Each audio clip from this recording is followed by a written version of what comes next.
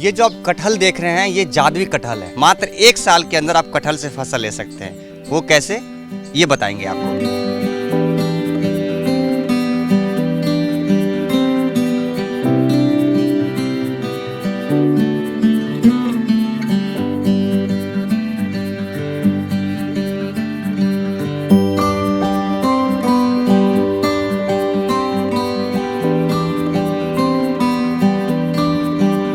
ये जो आप कटहल देख रहे हैं ये जादुई कटहल है।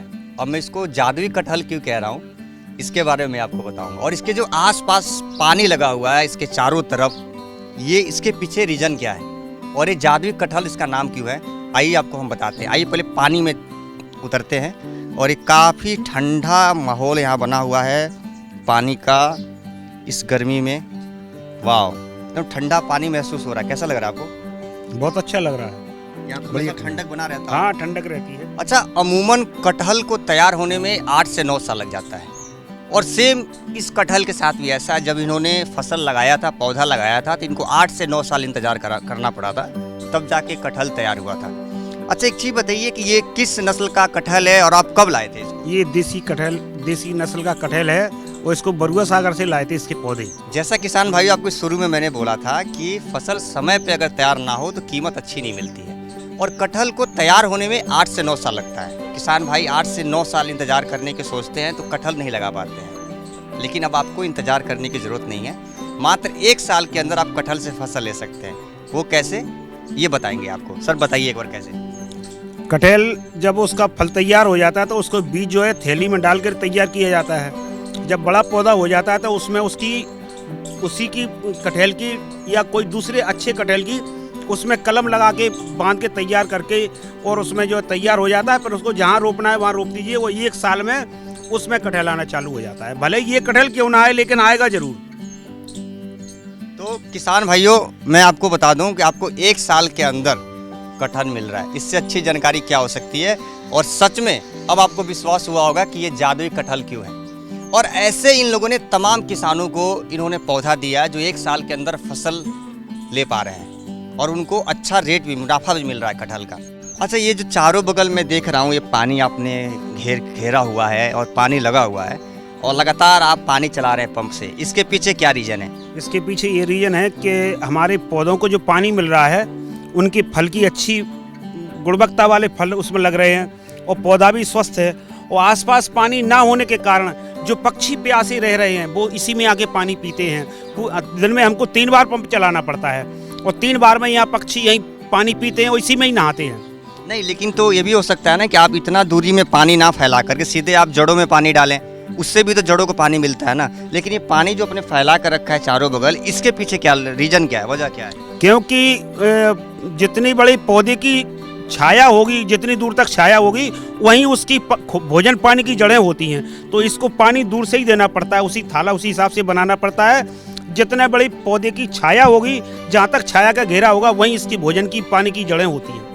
वाह, ये बहुत बड़ी जानकारी दे दिया। किसान भाई अधिकतर क्या करते हैं कि पौधों के सिर्फ जड़ों में पानी देते हैं जो बड़े पौधे होते हैं, लेकिन इन्होंने बोला कि जहाँ तक पेड़ की छाया हो आप उसकी न्यारी वहाँ तक बनाइए, क्यारी, और उसमें पानी दीजिए और वहाँ तक इसके जड़ होते हैं और वहीं से वो अपने पोषक तत्व लेते हैं। तो आप अभी हर साल कितने आप क्विंटल कटहल आप मतलब निकाल लेते हैं और पिछली बार कितने आपने उसकी कमाई की थी?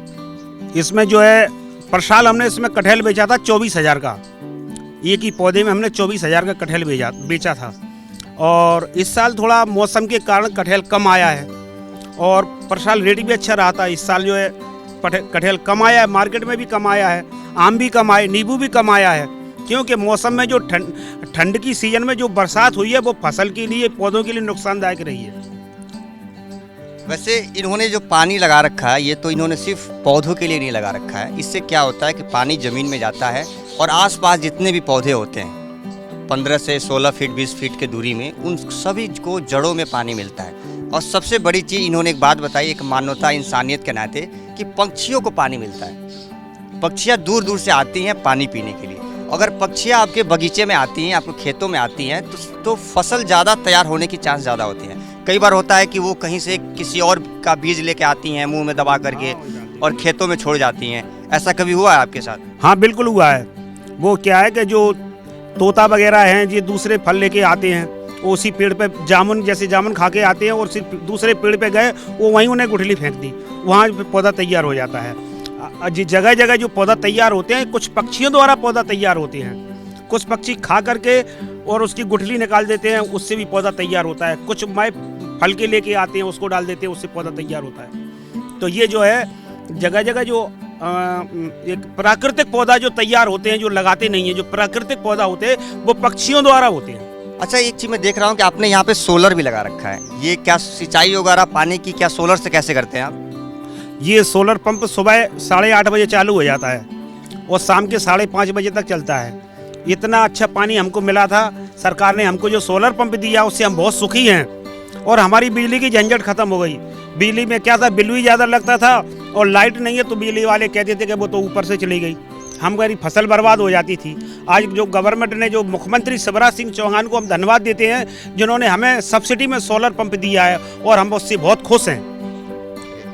तो किसान भाइयों, मैंने पूरी कोशिश की आपको ये समझाने की, बताने की कि कैसे फसल समय से पहले तैयार करें और उसको मार्केट में ले जाएं जिससे मुनाफा आपको ज़्यादा से ज़्यादा मिले। तो आज के लिए बस इतना ही। नमस्कार, धन्यवाद। नमस्कार सर।